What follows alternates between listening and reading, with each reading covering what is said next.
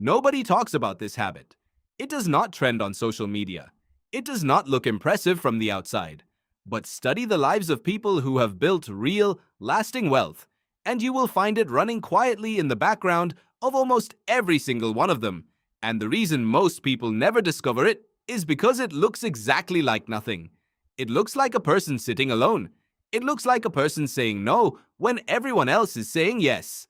From the outside, it is invisible, which is exactly why it is so powerful. The habit is called delayed output, not delayed gratification. You have heard that before. This is different.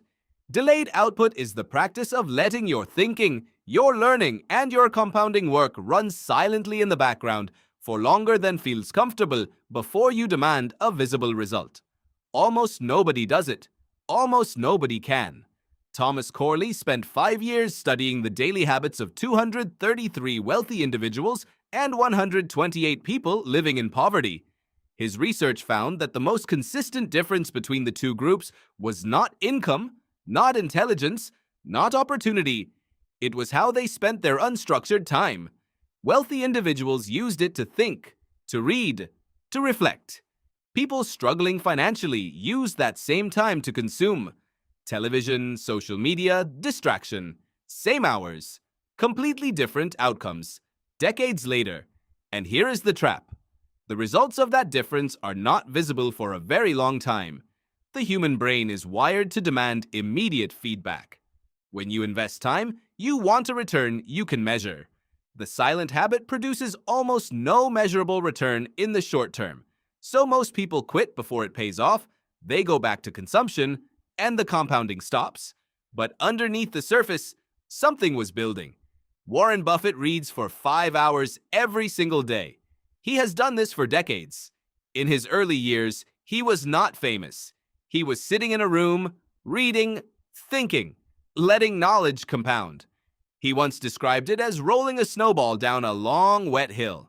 Given enough time, the compounding becomes unstoppable. Most people try to push the snowball faster. They perform busyness instead of building depth. And then they wonder why nothing grows. Cal Newport, professor at Georgetown University, calls this deep work, focused, uninterrupted, cognitively demanding time. What he found is that this capacity is becoming rarer and more valuable at exactly the same time. The people who protect it are pulling further ahead. Everyone else stays exactly where they are, despite working harder than ever. The silent habit is not about working more. It is about protecting a specific kind of mental space that modern life is designed to take from you.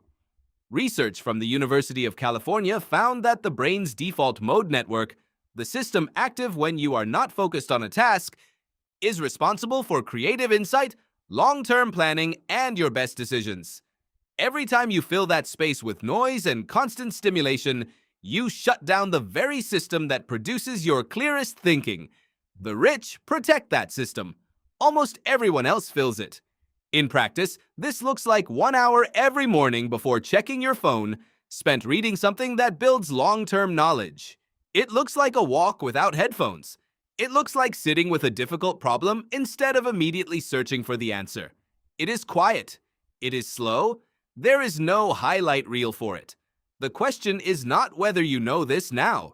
The question is whether you are willing to do something that looks like nothing for long enough to let it become everything.